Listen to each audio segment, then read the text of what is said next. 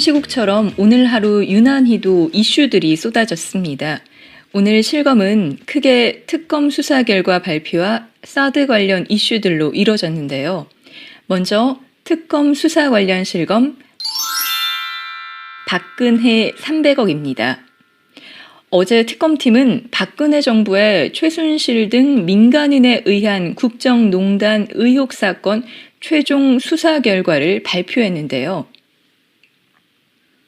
그중 박 대통령의 뇌물 혐의 관련 내용입니다. 박 대통령이 이재용 부회장의 경영권 승계 지원에 나섰고 그 대가로 삼성이 대통령과 공모관계에 있던 최 씨와 미르재단 등에 433억 원의 뇌물을 제공하거나 제공키로 약속했다는 겁니다. 이 중에 미르에 제공한 125억 원, K스포츠재단에 준 79억 원, 동계영재스포츠센터에 제공한 16억 2,800만 원, 코어스포츠에 제공한 36억 원, 정유라 씨의 말 구입비 대납 41억 6,200여만 원 등을 합친 금액이 대략 300억 원 정도로 총 433억 원대 뇌물이 약속된 가운데 실제 약 300억 원이 박 대통령 측에 건너간 것으로 특검 수사 결과 확인됐습니다.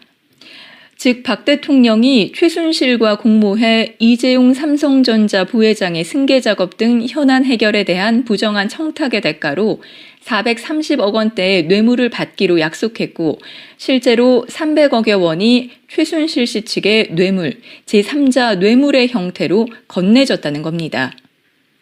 이 검색어가 실검에서 자꾸만 사라진다며 많은 네티즌들이 검색어 조작 의혹을 제기하며 박근혜 대통령의 뇌물수수액인 300억이 하루 종일 실검을 달궜습니다. 이런 특검 발표에 대한 박 대통령 측근의 반응은 어땠을까요? 먼저 이와 관련해 떠오른 실검 윤창중입니다. 윤창중 전 청와대 대변인이 특검의 최종 수사 결과를 비난하며 그 433억 원이라는 엄청난 액수의 돈은 과연 어디로 가 있단 말이냐. 박근혜 대통령의 청와대 금고안에 있는데도 특검이 압수수색을 할 수 없어 뒤지지 못했다는 말인가? 라며 그렇다면 그 돈이 최순실의 은행 계좌 속으로 들어가 있다는 말인가? 완전히 더럽게 부패해버린 대통령으로 만들려는 것이라고 하면서 구체적인 증거를 대야 할 것 아닌가? 구체적인 증거를. 이렇게 주장했습니다. 그럼 구체적인 증거 볼까요? 이재용 부회장의 구속영장이 기각되자 보강수사를 진행한 특검. 지난해 2월 3차 독대 내용이 담긴 안종범 전 청와대 정책조정수석의 수첩을 확보하며 수사가 급속도로 진행됐습니다. 결국 이 증거가 채택돼 이 부회장은 구속됐죠. 그리고 장시호 씨의 진술로 박 대통령과 최 씨가 뇌물수수의 공범임이 드러나게 됐습니다. 윤창중 전 대변인, 여전히 자신이 청와대 대변인이라고 생각하고 있나 봅니다. 그리고 이와 관련한 또 다른 인물, 신동욱 공화당 총재가 실검에 올랐습니다. 특검이 박근혜 대통령 300억 뇌물수수 혐의 결과를 발표하자 신동욱 공화당 총재가 이를 강력 비판하며 대통령 탄핵 각하를 주장했습니다. SNS를 통해 박 대통령은 깨끗하다. 특검 수사 결과 발표는 소리만 요란한 박근혜 마녀사냥의 극치라며 박영수 특검 박근혜 300억 뇌물수수 혐의는 엮은 게 아니라 강력본드로 붙인 격이다. 추리소설치곤 셜록홈즈의 죄와벌이다.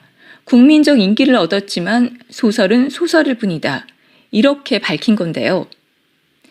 가족이니까 편드는 걸까요? 글쎄요. 오히려 예전과 180도 달라진 입장이라 실검에 올랐습니다.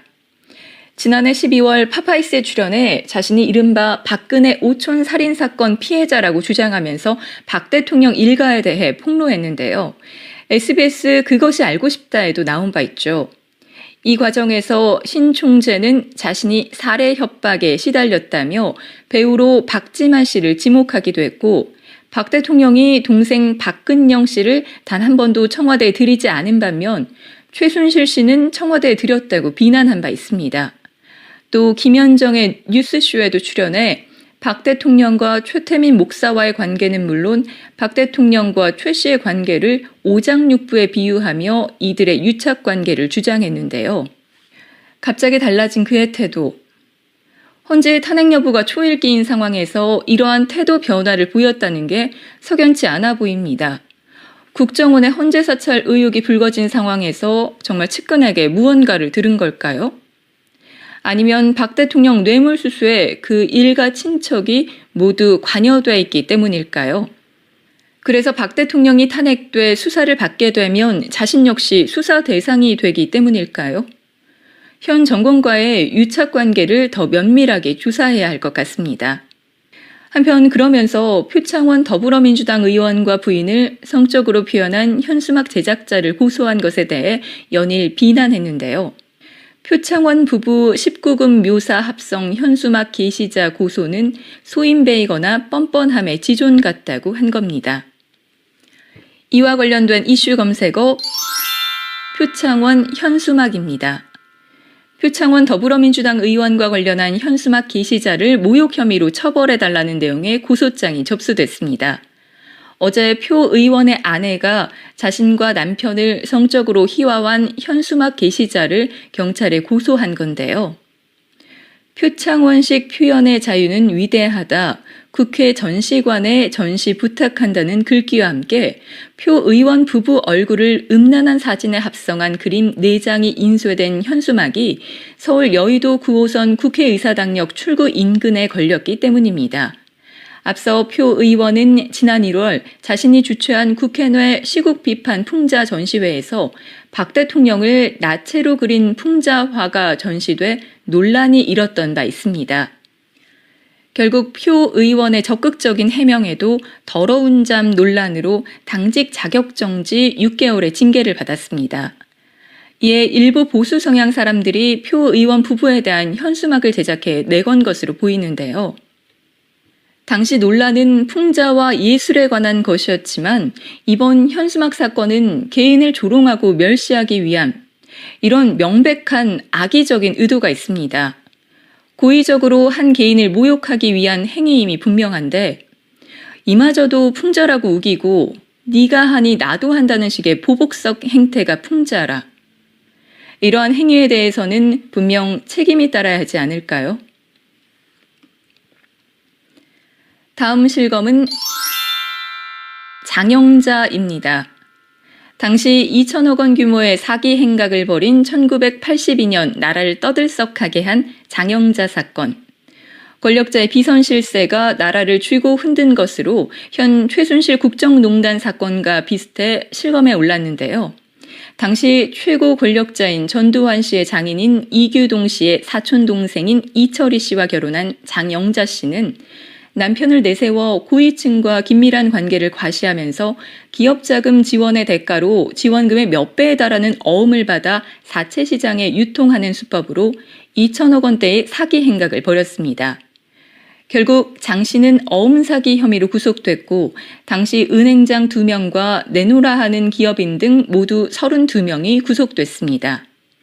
제2의 장영자 사건으로 불리는 최순실 사건.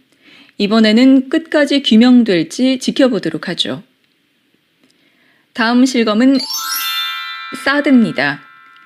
한미 양국 군 당국이 고고도 미사일 방어 체계 사드의 주한미군 배치 작업을 시작했습니다.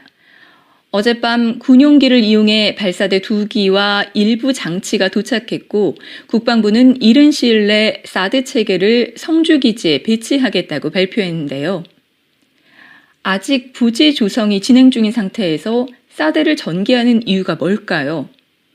국방부는 북한 핵과 미사일이 고도화, 가속화되는 상황에서 우리 대응도 가속화한다는 측면, 이렇게 설명했습니다. 어제 이뤄진 북한의 미사일 발사는 한미 독수리 훈련에 대응해 이뤄진 것으로 보인다며 과거에도 해왔던 일련의 일이라는 국방부 설명은 무엇일까요? 사실상 현 정권에서 사드 배치를 끝내기 위해 부지 조성 전부터 강행하는 것 아닌가요? 한편 국방부는 주한미군 사드 체계는 오로지 북한의 핵미사일 위협으로부터 대한민국을 방어하기 위한 것이라고 밝혔습니다.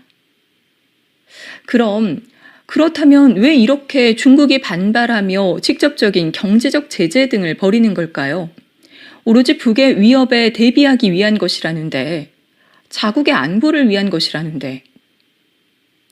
사드 문제, 이를 급격히 추진한 박근혜 대통령과 이를 마무리 짓고 있는 황교안 총리와 현 정권, 이에 대한 과오와 책임은 역사에 길이 남을 겁니다. 이와 관련된 다음 검색어는 북미사일 발사입니다. 국정원이 어제 발사한 북한의 탄도미사일에 대해 한꺼번에 4발을 쏜 것은 새로운 것이라고 평가했습니다. 국정원은 발사 의도에 대해 여러 분석이 필요하다면서도 고고도 미사일 방어체계 배치가 필요 없다는 것을 보여주고 북미 관계를 새롭게 하자는 의미가 있는 것으로 보인다고 밝힌 건데요. 즉, 사드가 배치돼도 자신들의 미사일을 막을 수 없다는 메시지를 전하는 한편 군사적 도발을 통해 북한이 미 트럼프 행정부와 세판짜기를 시도하고 있다는 분석입니다. 이에 대한 북한 측 반응은 다음 실검에서 확인할 수 있습니다. 주일 미군 기지 타격 훈련. 북한이 어제 감행한 4발의 탄도미사일 발사가 주일 미군 기지를 타격하기 위한 훈련이라고 밝혔습니다. 실제 북한은 4발의 미사일을 일본의 배타적 경제수역에 발사했는데요. 이 중 3발은 일본 배타적 경제수역 내에 탄착했고 한 발은 주변에 떨어졌습니다. 이에 일본 내 유엔사 후방기지로 불리는 주요 주일 미군 기지 7곳이 주목을 받고 있는데요. 일본 본토의 요코스카 사세보 해군기지, 요코다 공군기지, 자마 육군기지 등 4곳, 오키나와의 가데다 공군기지, 화이트비치 해군기지, 후텐마 해병대기지 등 3곳입니다. 이 기지들은 대부분 주일 미군 기지로 사용되며 유사시 미군을 포함한 유엔군 전력의 집결 대기 장소로도 활용된다고 하는데요. 특히 한반도 유사시 한국을 돕기 위한 미군 증원 전력을 주입하게 됩니다. 게다가 북한이 미사일 탄두 부분을 의미하는 핵 전투부 취급 훈련을 했다고 밝혔는데 이는 시험 발사한 탄도미사일에 핵탄두를 탑재할 수 있다는 점을 과시할 의도로 보입니다. 주일 미군 기지를 타격하기 위한 훈련. 이미 한미일과 북중러의 신냉전 체계로 가고 있는 것은 아닐까요? 그리고 현 정권의 일방적 사드 배치로 이를 더 앞당기고 있는 것은 아닐까요? 대한민국이 역사 속 희생양으로 재현되는 일이 벌어질까 무섭습니다. 다음은 정치 관련 실검입니다. 김종인. 더불어민주당 김종인 전 비상대책위 대표가 오늘 탈당하겠다고 밝혔습니다. 그러면서 어느 당으로 들어가거나 하지는 않을 것이라고 했는데요. 글쎄요. 탈당 여부가 도마 위에 오를 때마다 추호도 그럴 생각이 없다던 추호 김종인 의원. 이번에도 말과 다른 행보를 보였는데요. 이해관계에 따라 언제든 자신의 말 따위는 과감히 버릴 줄 아는 그의 행보에서 추호도 소신이나 신념 따위는 볼 수 없었습니다. 어쨌든 1년 2개월 만에 또다시 당을 떠나는 김 전 대표는 오늘 국민의당 손학규 전 민주당 대표와 전격 회동했는데요. 현 시국에서 개헌을 주장해온 두 사람은 반기문 전 유엔 사무총장이 불출마를 선언한 지난달 1일에도 회동한 바 있죠. 개헌파를 중심으로 민주당 내 비문 진영 인사를 끌어들여 제3지대 연대를 꾀하는 것으로 보이는데요. 비례대표인 김 전 대표는 이미 후원금 계좌를 폐쇄했고 이번 주 탈당계를 제출할 것으로 알려졌습니다. 탈당계가 접수되면 의원직은 자동 상실되고 심기준 최고위원이 비례대표직을 승계하게 됩니다. 대통령과 공모관계에 있던 최 씨와 미르재단 등에 433억 원의 뇌물을 제공하거나 제공키로 약속했다는 겁니다.